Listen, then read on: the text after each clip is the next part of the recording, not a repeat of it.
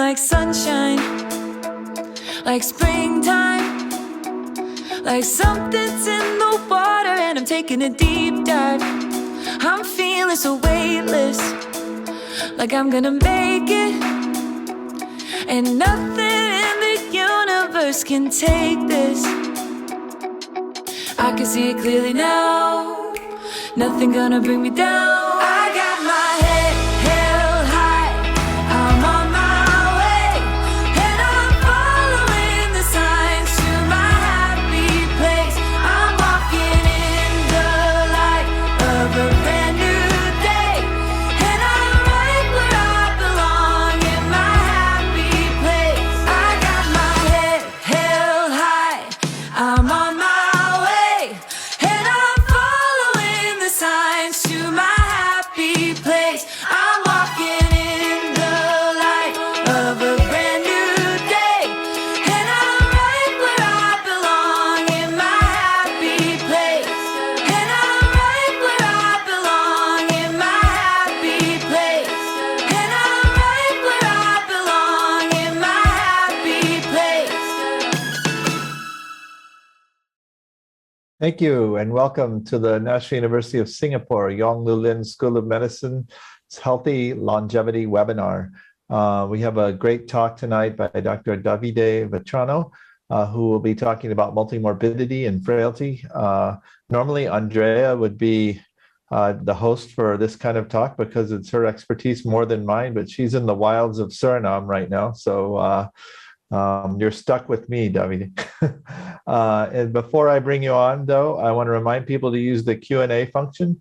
And I want to introduce a PhD student in Mitchell Lai's lab here in our translational research program, Wu Lu Yun, who's going to talk about a recent paper on low plasma ergothioneine levels in neurodegeneration. Hi, thank you for that kind introduction. As mentioned, my name is Lu Yun, a PhD student in Dr. Mitchell Lai's lab. Our lab research focus is in neurodegenerative diseases such as dementia and stroke. We're interested in neurochemical changes in the brain, as well as finding novel biomarkers that will help us better understand the disease. Today, I'll be presenting a paper recently published by our lab in October 2021, titled Low Plasma Ergothioneine Levels Are Associated with Neurodegeneration and Cerebrovascular Disease in Dementia. So, among the different mental health conditions that affect the aging population, dementia is one of the world's biggest public health challenges. It is generally believed that oxidative stress plays a crucial role in the development of age-related diseases, including dementia. So, oxidative stress actually refers to a pathological state where the generation of reactive oxygen or nitrogen species overwhelm our antioxidant systems. The accumulation of free radicals in our brain, which also increases with age and the presence of many other dementia risk factors, they will attack the normal cellular component, including nucleic acids, proteins, lipids, and eventually lead to cell death and tissue injury. And in this context, antioxidants raise an interest for therapeutic purpose due to their ability to inhibit the formation of free radicals and subsequently reduce oxidative stress and increase healthy longevity. Therefore, the role of molecules with antioxidant activity that can counteract with oxidative stress and prevent dementia is worth investigating as a potential modifiable factor and therapeutic target, given that antioxidants can be consumed via diet or through supplementation. And in this study, we're particularly interested in a compound called ergothioneine, or ET for short, which is a powerful antioxidant present in a wide range of foods and especially rich in mushrooms. In humans, it is solely obtained from diet, and it can accumulate at high concentration in certain body tissues, including the brain. And this compound has been gaining much attention in recent years because of its health benefit, including its putative protective effect against age-related neurodegenerative and vascular diseases in vivo studies, possibly through the mechanisms of inhibiting neuroinflammation and oxidative stress. Therefore, it has been proposed as a potential therapeutic to reduce the risk of cognitive impairment. But its association with dementia and related pathologies remains to be tested. So we measured plasma ET levels in a total of 496 subjects recruited from an Asian memory clinic cohort based in Singapore. We included non-cognitive impairment controls, NCI, cognitive impairment but no dementia, CIND, as well as dementia patients. We found plasma ET levels were significantly decreased in patients with CIND as compared to the NCI controls, and it's further reduced in the dementia patients compared to the prodromal stages of dementia, the CIND.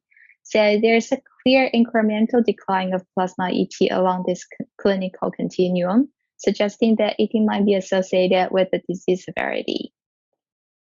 We also look into the associations between ED and neuroimaging markers of neurodegeneration and cerebral vascular disease, which represent the two dominant pathologies in cognitive impairment and dementia. We showed that in patients with significant cerebral vascular disease, namely the presence of significant white matter intensities, cortical infarct, and 2 or more lacunes, their plasma ET levels were significantly lower compared to those who without. And in multivariate analysis, the association between ED and white matter intensity remains significant even after adjustment for age, gender, and other covariates. Lower ET was also found to be associated with more pronounced brain atrophy, as indicated here by thinner cortical thickness and reduced hippocampal volume. So in conclusion, this finding suggests that low plasma ET levels might be an early biomarker for white matter intensity or neurodegeneration-related cognitive impairment in dementia, which may support further investigation on the therapeutic potential of ergothioneine supplementation in cognitive decline. Thank you very much. Thank you for that. I think it's another interesting molecule to study in the context of neurodegeneration. Moving on, Dr. Vetrano is a geriatrician and epidemiologist. His main research focus is to investigate longitudinal trajectories of multimorbidity and frailty in older adults. So this is a little bit of a different topic for us, and so there should be a lot of questions from the audience. He is currently PI of 3 projects on multimorbidity funded by the Swedish government and project leader on 2 Horizon 2020 projects, also on multimorbidity. In addition, he's the author of more than 150 articles and a number of highly impactful peer-reviewed journals and a number of several book chapters as well. The title of his talk tonight is The Clinical Relevance of Multimorbidity in Personalized Medicine. Thanks for joining us, Davide. Hi everyone. Good evening. Thank you for the invitation. I'm very glad to share with you this presentation where I will do a brief overview on the problem. What's the problem, multimorbidity, why we are interested in it, what are the challenges. I'll show some of the most recent results from our group activity, and I will end with some reflections on future steps. So I will try not to share my presentation. All right, perfect. So let me start stating what is in my opinion, the most challenging problem when it comes to aging research.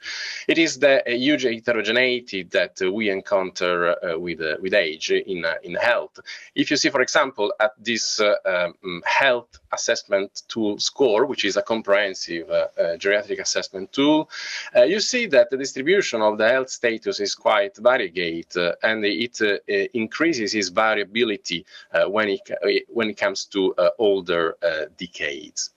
To the point that age assumes a quite limited value as a predictor, as a risk factor sometimes, even if still is the most important and most robust risk factor for several age-related conditions, because you see that at the same age people may display completely different phenotypes. There are people, according to this study, for example, that at the same age, let's say 85, are doing quite well. They are in the upper part of this graph, when, for example, only 10% of the population will be doing better than them, while there are people at the same age, 85, that are doing quite bad, and you see that only 5%, or 10%, sorry, of the population are doing better, worse than them. So it's a quite complex problem.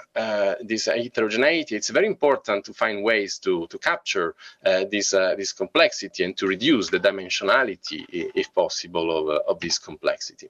And this is particularly important because we are living, as we know, in the era of precision medicine, personalized medicine. Today, we are able to target that specific cell, expressing that specific protein in that specific patient with a specific drug. This is the reality for many in many fields of medicine, but when it comes to aging, probably this is a bit far away from the actual reality. We have probably to wait some more decades to obtain something like that. So in the best case scenario, what we can think about is a patient-centered approach that must be based on the preliminary identification of specific phenotypes of health that we can target with specific interventions, preventive strategies, and so on. So what we can do basically is to especially in clinical practice, we can observe patients, we can measure things, and the topic of my presentation is multimorbidity. So I will start already from here. Multimorbidity and chronic disease accumulation is probably the most typical phenotypic hallmark of aging. We start accumulating diseases since early in life, and then we reach the late life with on average, a quite high number of diseases. This condition is called multimorbidity. Multimorbidity is in most of the cases defined as the presence of two or more diseases in the same individual. However, there are some limitations in this definition of multimorbidity. For example, you see here, this is a typical population from Sweden, general population, community dwelling people. You see that after a certain age, let's say 70, 75, basically everyone will be affected by multimorbidity. So there is quite early ceiling effect that lose in discriminative power after these decades of life here.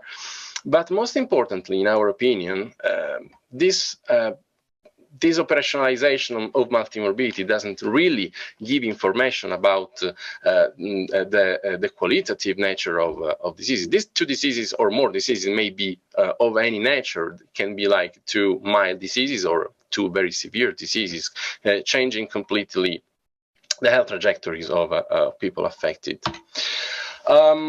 Let me stress once more this concept, how this conceptualization of multimorbidity may be limited. If we assume that frailty is the most important factor counteracting the achievement of healthy aging, and we take 10 people affected by frailty, according to this meta-analysis, we see that 7 of them, so most of them, are also affected by multimorbidity. So suggesting that multimorbidity, the presence of two or more diseases, is a risk factor for the development of frailty. However, if we take from the same population, we pick up 10 people affected by multimorbidity, we see that only 1.5, so 15% of them will be affected also by frailty. So apparently, we can conclude that multimorbidity is for sure a risk factor for multimorbidity, but with some specificity. And we have to look into this specificity. We need to find specific patterns of multimorbidity that may explain the development of frailty and can counteract the maintaining of maintenance of healthy aging. And probably the most impactful results or evidence that this conceptualization of multimorbidity may not work is this trial that appeared in the Lancet now almost 4 years ago. This is the most important trial in the field of multimorbidity. Has been carried out in primary care, and multimorbidity was defined as the presence of 3 or more chronic diseases. And people were primary care patients were randomized to receive usual care or this so-called patient-centered 3D approach, which is based on several reviews of several dimensions of health carried out by physicians, pharmacists, and nurses. The outcome in this trial was improvement of quality of life. Well, these authors conclude after 15 months that there was not impact there was not improvement in the quality of life. So the trial basically failed to demonstrate that multimorbidity, defined in this way, may be a good target for interventions. The question, of course, is why this was a bit disappointing result. We suggested several possible explanations in a couple of letters. Probably the threshold of 3 or more diseases is not that clinically relevant. We know, for example, that people may live even bearing many more diseases, 10, 11 diseases, and live a decent life, while there are other people with one disease experiencing very poor quality of life. Probably targeting multimorbidity is not enough. Maybe we have to look into some other dimension of health. And finally, the intervention was, yes, patient-centered, but it didn't really target the condition of multimorbidity. So some suggestions from our side is that probably we have to start considering specific patterns of multimorbidity, specific groups of diseases, or we can identify people that accumulate diseases much faster than others to understand and to identify people at higher risk. We may, for example, take into account not only diseases, but also frailty, which may help to restrict the focus on those more complex people. And finally, it's very important to start understanding the risk factors, the mechanism for the development of multimorbidity, looking into diverse and different risk factors of multimorbidity. But here the research is still like in its early phase. So we kind of joke calling this second phase of the research in the field of multimorbidity as Multimorbidity 2.0, is a moment where we focus mostly on a disease cluster, on the study of clusters of diseases, and we focus only on the rate of disease accumulation. I won't speak about the rate of disease accumulation. I don't have time to do that, but I will mostly focus on clusters of disease. We can discuss later on about the speed, for example.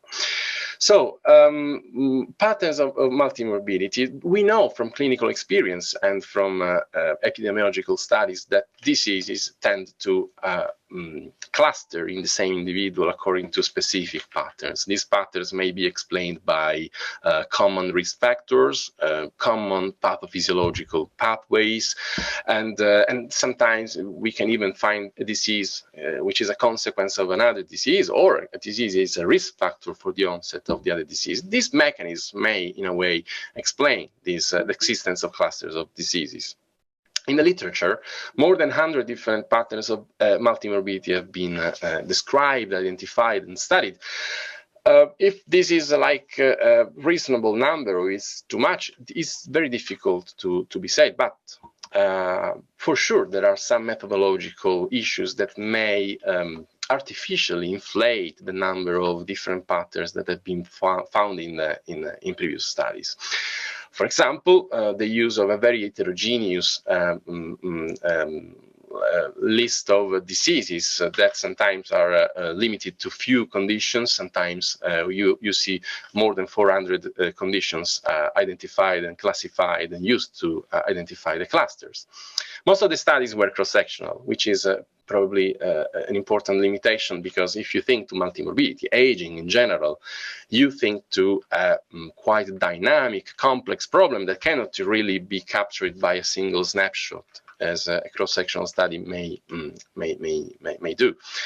The statistical approach was not always like sound. Sometimes it was too stiff to account for the stochastic nature of some of these clusters of multimorbidity. And finally, most of the studies were focused on disease associations and not on clusters of individuals sharing patterns of multimorbidity. So we tried to, for example, in this study, to overcome some of these limitations. In this study, we tried to trace the natural history, clinical history of multimorbidity patterns in older people, looking at 12 years data. We use data from this population-based study, the SNAC study, the Swedish National Study on Aging and Care in Kungsholm. And this is a quite comprehensive study where people from different age cohorts, from 60 on, 3,000 people are constantly interviewed, examined by nurses, physicians, psychologists, and we link their data also with some national registries, and that we used for these and other studies that I will show in a few minutes. What we did in this study, upon applying this seeming cluster analysis, was to we found six well-defined clusters of multimorbidity: a psychiatric and respiratory disease cluster, heart disease cluster, eye disease and cancer, cognitive and sensory impairment, respiratory and musculoskeletal disease. And very interesting, this pattern of individuals that we defined as unspecific, because none of the diseases really characterized that cluster. And I will come back to this in a second. We replicated this analysis at 6 and at 12 years. And as you can see, some of the clusters are confirmed, some of them are merged together, some of them split.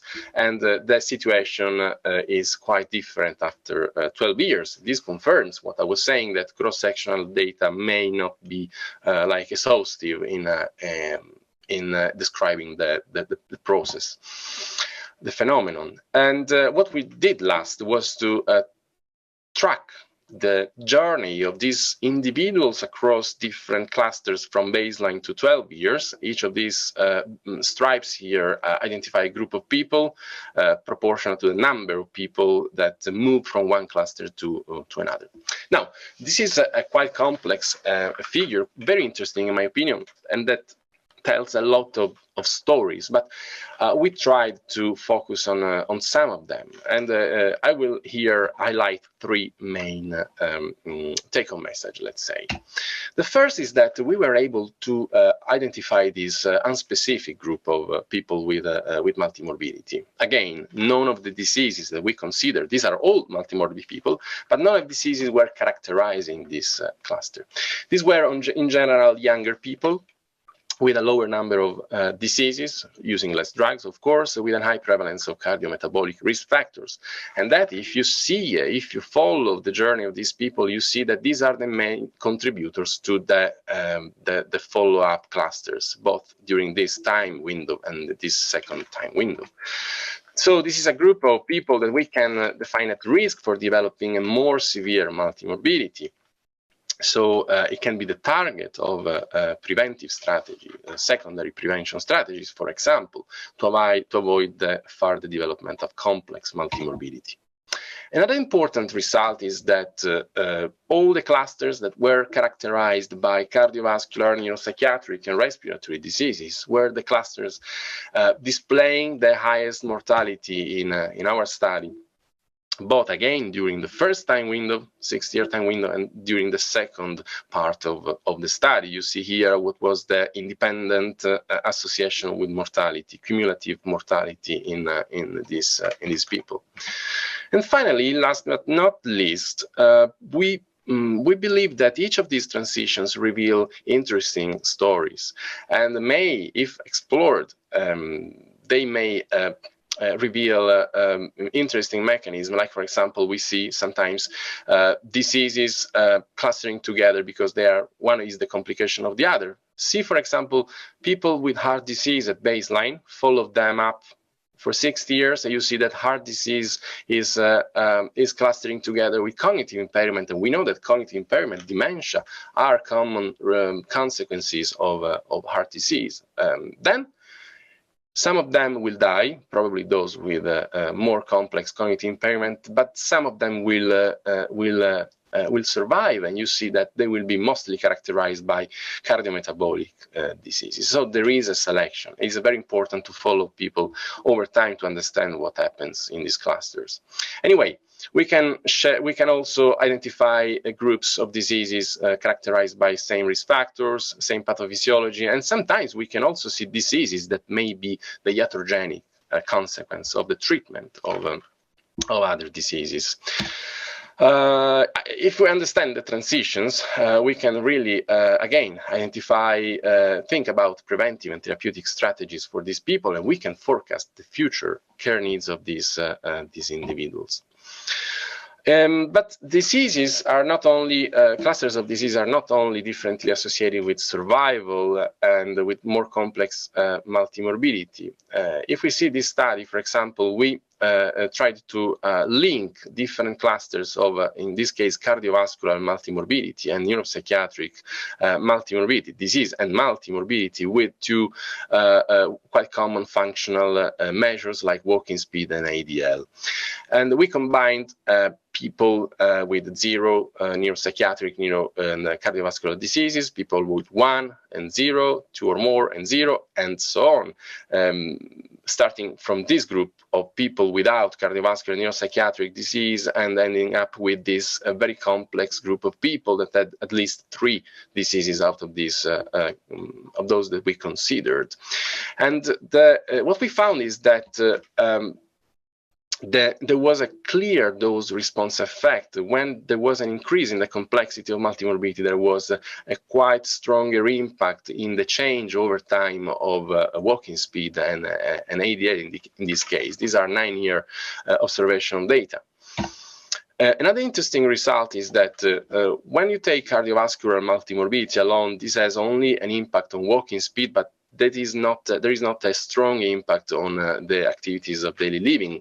Quite different story is the story of this neuropsychiatric disease and neuropsychiatric multimorbidity, where you see there is a quite stronger impact, especially when they are combined together. But the most interesting result is that when diseases from 2 different systems are combined together, you see an additive impact on these two outcomes. I will skip this. I want to save some minutes for the last slides.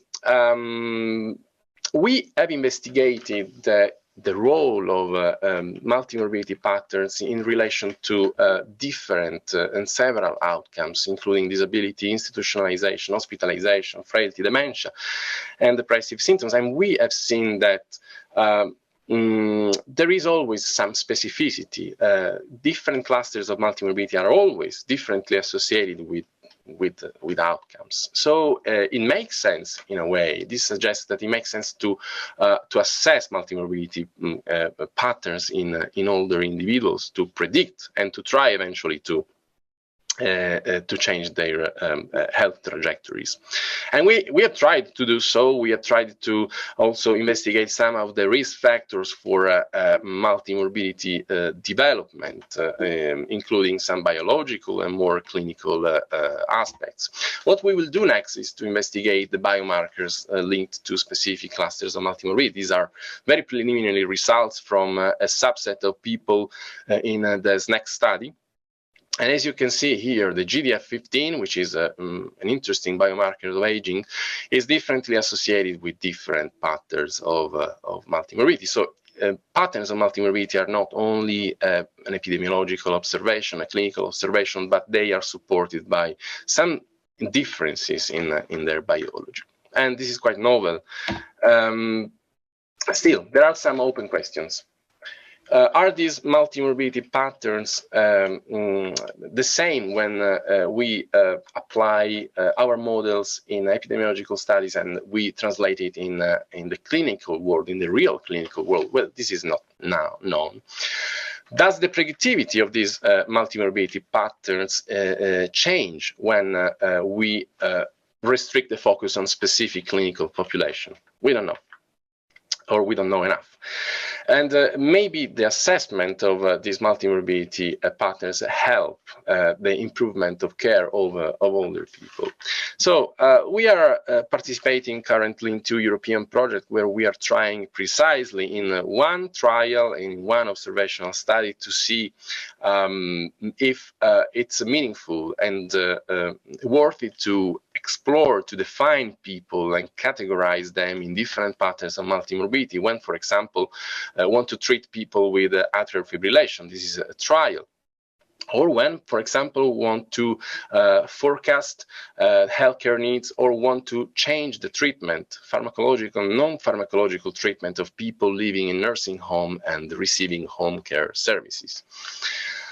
These are some of the preliminary results from this Affirmo project, the one on atrial fibrillation. I won't go into detail, but I can tell you that it's absolutely relevant to differentiate these people from a general population in terms of multimorbidity patterns and networks of diseases, because by untangling these relations among diseases, you can really identify what are the major players in multimorbidity or in multimorbid people, in this case with atrial fibrillation. And this is extremely important when we want to deliver a patient-centered treatment, for example, or if you want to manage people in the best possible way. These are my last slides. A few years ago, we met together with, we met in Stockholm 4 years ago with a group of experts in multimorbidity. We tried to think for 2 days, how is the best way to operationalize multimorbidity? What is its clinical relevance, and so on? And we came up with this proposal for approaching the problem. And we conclude that multimorbidity cannot be studied and approached in isolation without considering at the same time cognitive problems, physical impairments, and frailty, because we know from our observational data and from clinical practice, from the clinical world, I would say, that these are conditions that are, first of all, they are very often overlapping conceptually and like clinically.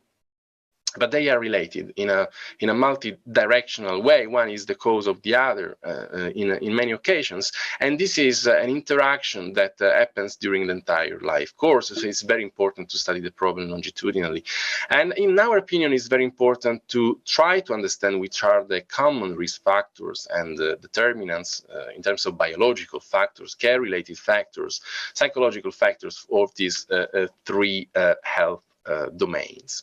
And probably only when we'll have a clear idea of these risk factors, we will be able to target, to move to the treatment part of the story. It will be extremely important in this journey to look at not only at the individual but also at their environment, looking at the impact of pollution on these health trajectories, the impact of, for example, exposure to specific vaccines, infectious diseases, and also to look into the perinatal life events that we know are very much characterizing what we become.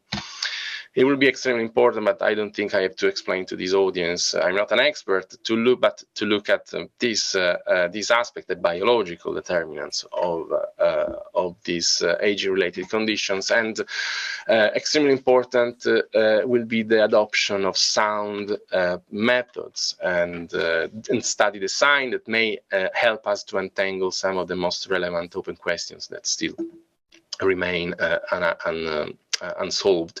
And it is again extremely important to move as closer as possible to the clinical setting to see if all our models also apply to the real life. So the conclusions of my presentation are the following. First, in older people, if we keep considering multimorbidity as a yes-no phenomenon, a binary phenomenon defined as 2 or more diseases, this probably we won't go anywhere, because this has a very low discriminative power. We have to move towards other operationalizations of multimorbidity. The clinical trajectories of people with multimorbidity looks very, very complex, dynamic, but still Now we are able to describe them. We have the data, we have the expertise, we have the machines to analyze this data. Different multimorbidity clusters have a different prognosis, and not only in terms of developing differently like dementia or physical impairments and so on, but also to evolve towards more complex patterns of multimorbidity. So if we think to secondary prevention of multimorbidity, this is probably the way to go. Again, multimorbidity is a multidimensional phenomenon with multidimensional, of course, risk factors and mechanisms that needs to be identified and that we know should be studied longitudinally. And probably when, again, we will understand which are these factors, we will be able to fine-tune the multimorbidity, the definitions of multimorbidity, and we will be able eventually to uncover novel targets that can be used to identify specific personalized interventions or just management of these people. So these are my acknowledgement. I want to thank the participant of the SNAC study, the staff working in the SNAC study, all the people at the Aging Research Center where I work at Karolinska Institute that work on multimorbidity, and of course our financial support. Thank you all for your kind attention. Thanks for the talk. That was really fascinating. I think these clusters, and particularly the trajectories, are fascinating. And so I want to get there in the discussion. But maybe before we start, I think you really well defined multimorbidity. I thought maybe we would just take a minute or two and talk about how you define frailty before we get too far into this, because a lot of what you've been doing is comparing the two, and we have a wide audience here, and that's also a difficult thing to define. So maybe we could get your perspective on that before we go forward. Yes, absolutely. So first of all, I want to remark how it is important, in my opinion, to assess and consider both multimorbidity and frailty together. They give complementary information.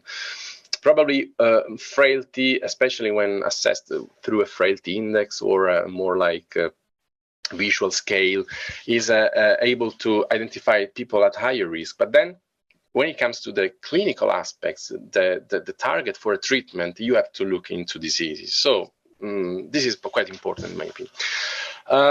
I mean, this audience knows very well there are two main ways to assess and measure frailty or to operationalize frailty. One is the frailty phenotype, which is mostly characterized by issues related to energy balance, nutrition, muscle function, and functional ability, right? Which is the free one. The other one is the frailty index, which is basically a ratio between the number of deficits that we can measure and those that we tried to measure. Now, when it comes to putting together multimorbidity and frailty, I tend to prefer the physical frailty model. The reason is that when it comes to frailty index, we know that most of these deficits are diseases. So in the frailty indices that we see in the literature, I would say that 70–75% of the deficits are related to diseases directly, or they are expression of disease symptoms and signs. So, but another way to approach the problem, which is, I think, a quite successful way when it comes to combining multimorbidity and frailty, is to look and is to measure gait speed. This is a quite easy measure, is not expensive, is doable everywhere, and it avoids to create this circularity between a frailty index and the concept of multimorbidity, for example. One of the things that struck me, I think you showed that most people classified as frail have multimorbidity, but a lot of people that have multimorbidity are not classified as frail, and I think that makes sense. But there were a significant number of people that scored as frail but did not have multimorbidity. I'm curious what's going on in this population. That's a very interesting question. Of course, there are people that are not multimorbid, but even if they suffer from one individual disease, this disease may be severe enough to trigger some frailty status. Now, I could make like a number of examples. Think, for example, to a 60-year-old individual without comorbidities but having dementia. This is a frail individual. But this is something that may happen even earlier in life. Think, for example, to Down syndrome. Down syndrome is the expression of frailty, probably the most interesting, especially in the aging field, expression of frailty. So I think, and we have seen that these cases of frail people, not multimorbid, are mostly explained by individual conditions. Very severe individual conditions. Yeah, that's what I wondered. It's interesting. When you talk about, I think we just know so little about trying to clinically treat these people with multimorbidity, and even about most of what I do is in four-legged animals, not two-legged animals. But even in that context, when you get an aged mouse that starts getting multiple things wrong with it, there's little you can do. And I think one of the things we've learned is when we treat, we're always trying to slow aging. And when we start treating older animals with multiple drugs, the predicted outcome of multiple drugs is beyond my ability, even in a mouse, in a controlled environment. So, I think, I don't know, it's not that surprising to me that we're not that successful at treating multimorbidity, because we don't pay attention to the interactions between the diseases or the interactions between the drugs. And I think it's a challenge how to go forward from a clinical perspective. What are the next steps? Well, you say something extremely real.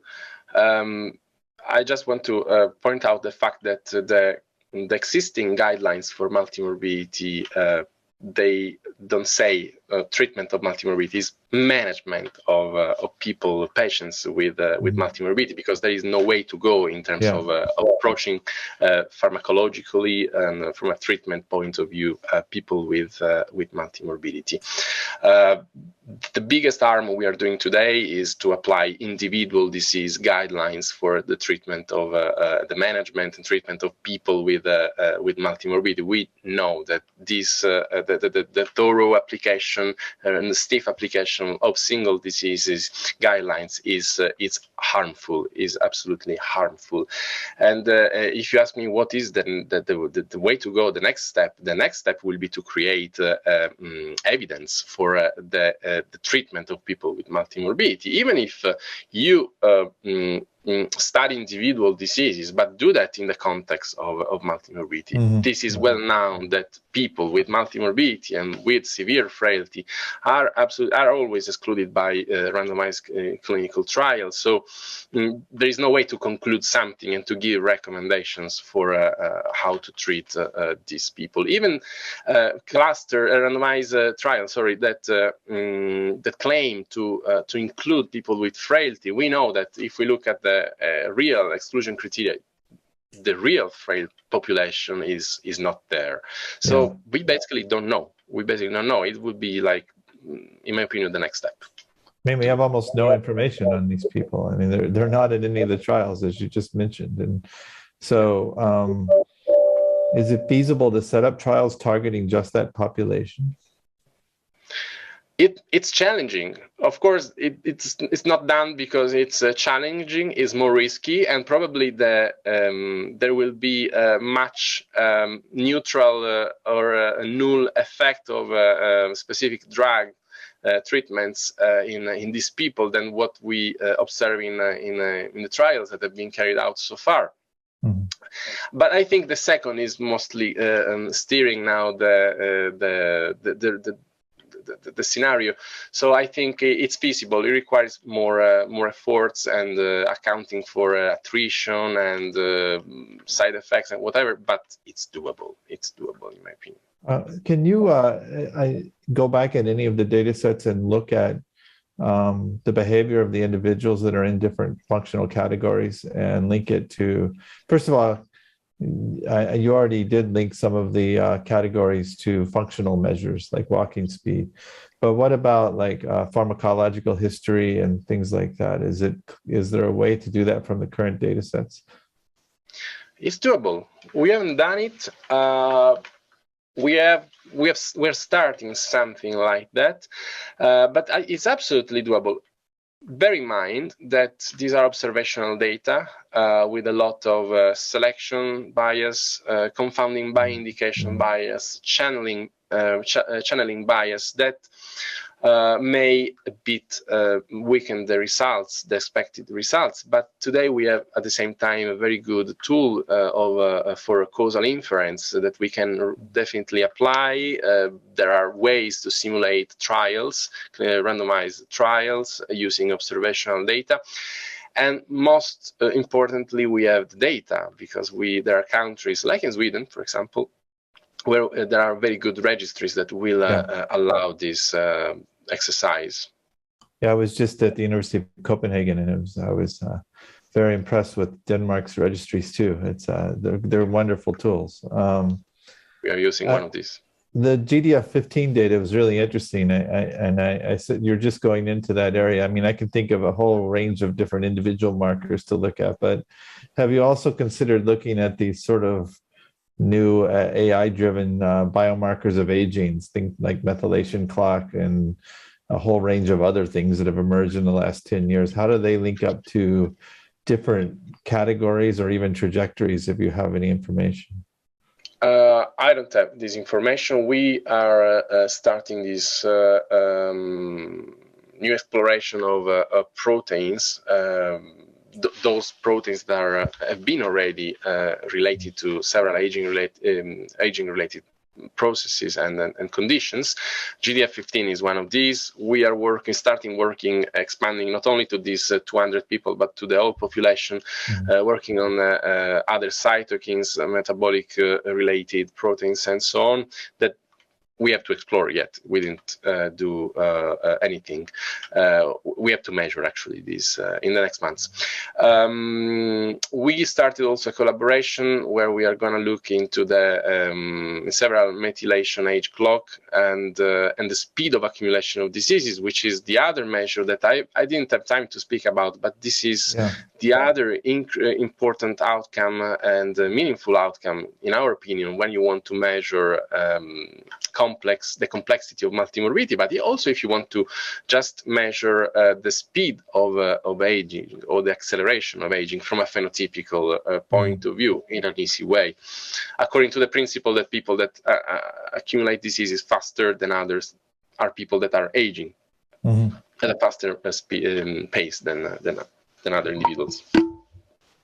I think there is nothing around about the clusters of multimorbidity. This is definitely an interesting field to explore. Yeah, I think a lot of these factors are, hopefully, I mean, you mentioned people in the other category as feeders into, more complicated clusters later on. And so those are interesting people to consider prevention. And, if you can link factors like GDF15 to this, then you can maybe even go earlier than that. And, I think that the further back we can walk this prevention, the more successful it's likely to be. So I think that's fascinating. Maybe what I'll do is bring Jessica in. She's a PhD student in US, and she's been compiling questions from the audience, and there's a bunch of them. So I'll let her jump in and ask them some interesting ones. Okay, thank you, Prof. Brian, and thank you, Dr. Davide, for your presentation. So the first question is, how would the coexistence and interplay of multimorbidity and frailty impact upon the clinical prognosis of older individuals? Yes. So there was one slide that I skipped, and this slide was exactly answering to this question. There is no doubt that the frailty is driving the prognosis of individuals, at least when it comes to mortality and survival. We know that frailty is the main driver, is stronger than age, stronger than any single individual disease, and stronger than multimorbidity.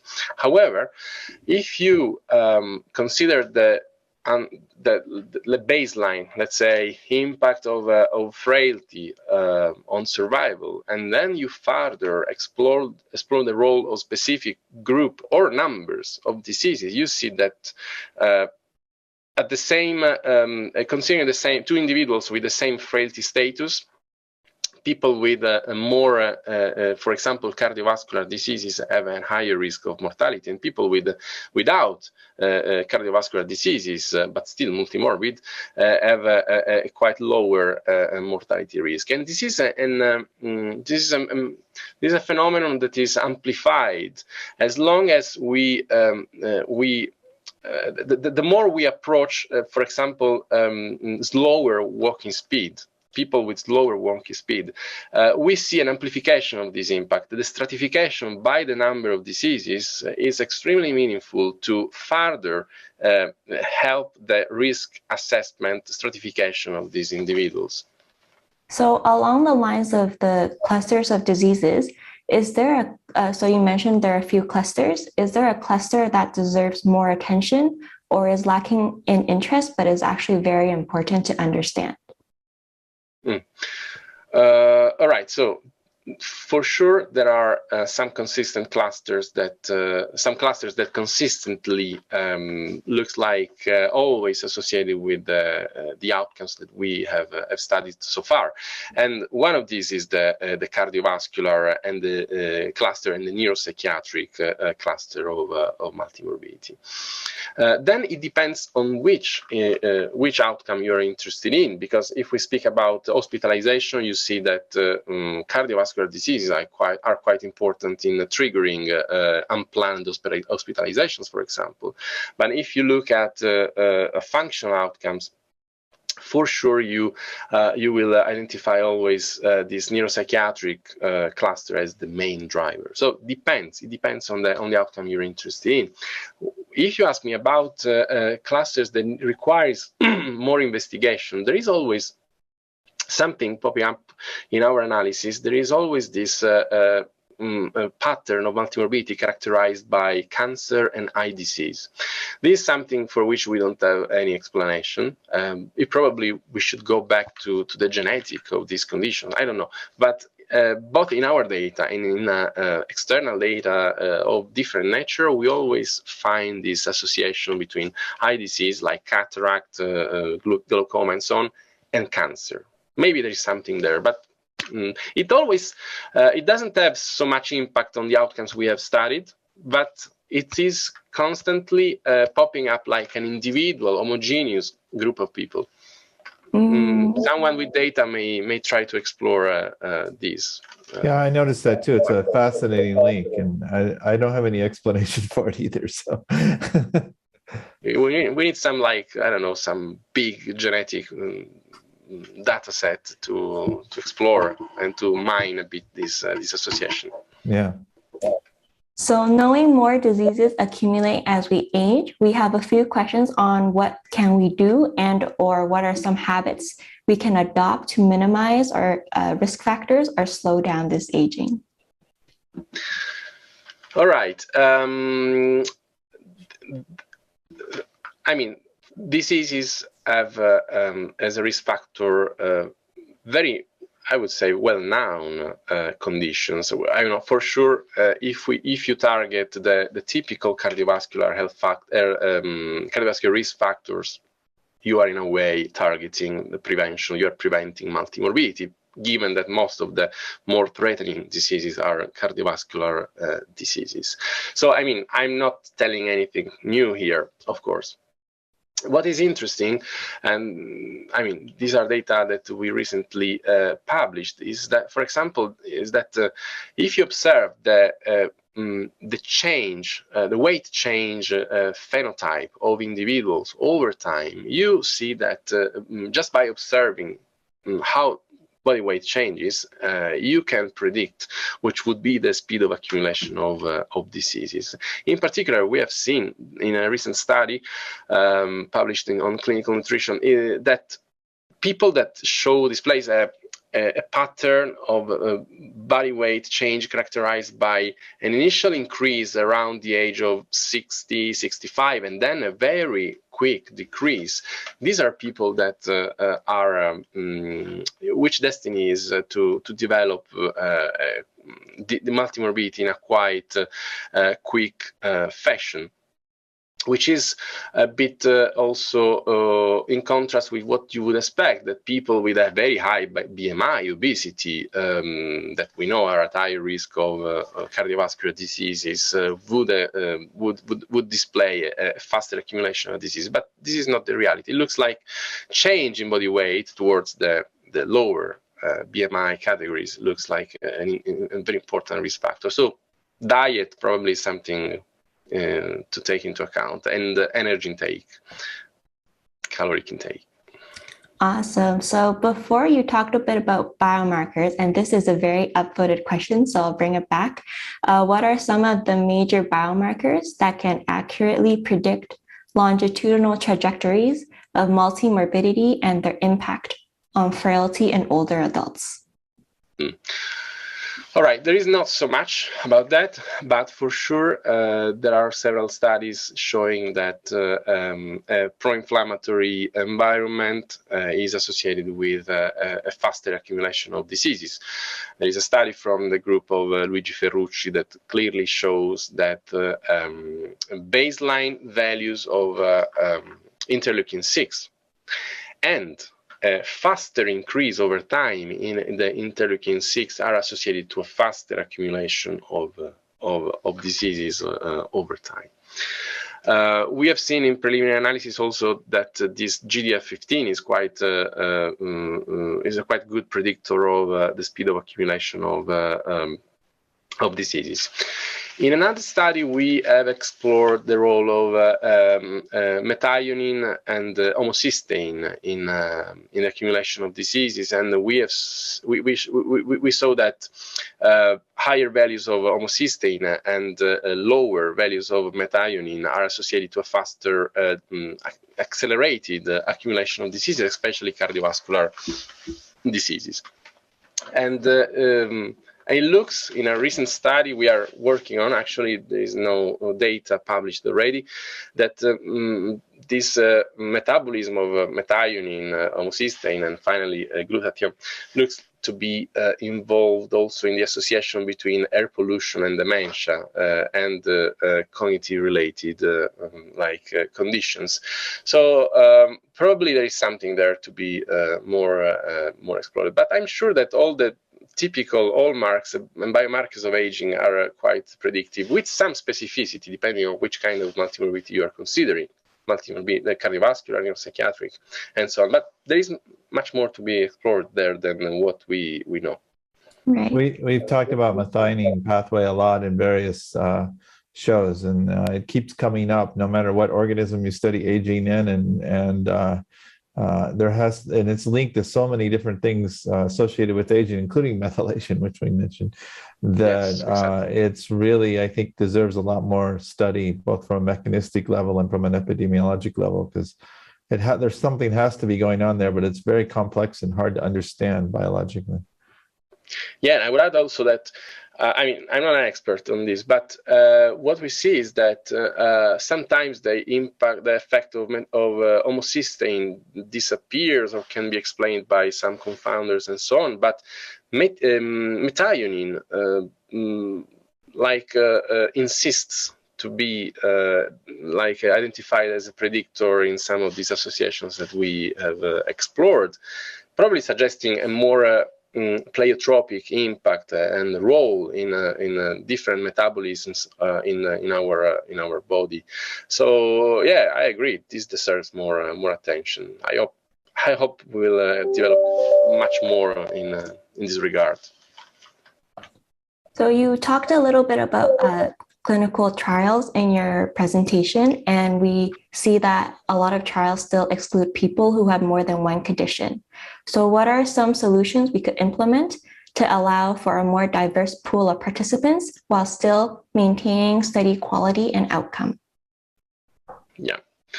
As I said before, when we were talking with Brian, it's just a matter of putting more energy, money, on these studies.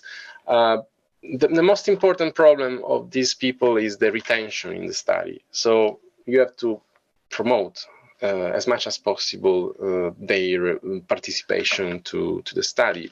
The dropout, you have to prevent the dropout. Of course, if they die, this is something you have just to account in terms of power, statistical power. But there is something you can do to keep them in the study. And this depends very much on the culture, I think, of where of people participating in the study. Is not always that easy, and it's not always possible to pay people or so on. I don't know. You have to create some like I don't know, a supportive environment. I don't know, around these people and in the system to keep them in study. I don't have a recipe for for this, but maybe I'll jump in there. We're running out of time. Thank you, Davide, for doing the seminar. We'll have to have you back sometime to talk more. And it's great that you could join us. For everyone, please use the panelists and all attendees option and the chat function to make comments and feedback on the show. Look for our news from our center and the School of Medicine after the end credits. And also, we now have a Twitter account that we'd encourage you to go to, because we know 1 hour of aging discussion a week is not enough for you. So the link is in the chat box, and you can scan the QR code and go see our Twitter feed. We've also recently launched our new Center for Healthy Longevity webinar under the NUHS Centers of Excellence.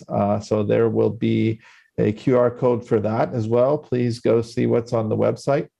And look at things you can participate in, both trials and further talks in the future.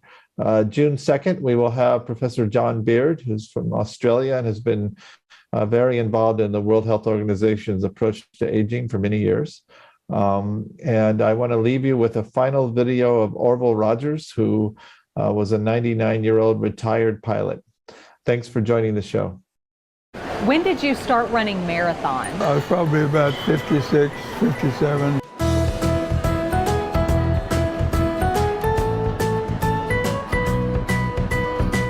How far have you flown? How far have you run? I've flown 38,000 hours. In my total running career, I've run a little over 42,000 miles. 42,000 miles? That's around the world a time and a half. And I'm still the only man in the world that's run a 10-minute mile after age 90. And I'm still the only man in the world that's run a 15-minute mile after the age of 95. So officially, I've held 13 world records. Oh, only 13? Only 13. So what's left for the man who owns just about every master's level world indoor track record there is? Well, he's taken a page from his mentor and decided to write his very own book titled The Running Man. Orville Rogers is quick to point out that with the writing of his book, he hasn't penned the conclusion to his story. No, this isn't a chapter coming to an end. It's simply the start of a new one. I'm feeling like sunshine, like springtime, like something's in the water and I'm taking a deep dive. I'm feeling so weightless, like I'm gonna make it, and nothing in the universe can take this. I can see it clearly now, nothing gonna bring me down. I got my head held high, I'm on my way, and I'm following the signs to my happy place. I'm walking in the light of a brand new day, and I'm right where I belong in my happy place. I got my head held high, I'm on my way, and I'm following the signs to my happy place.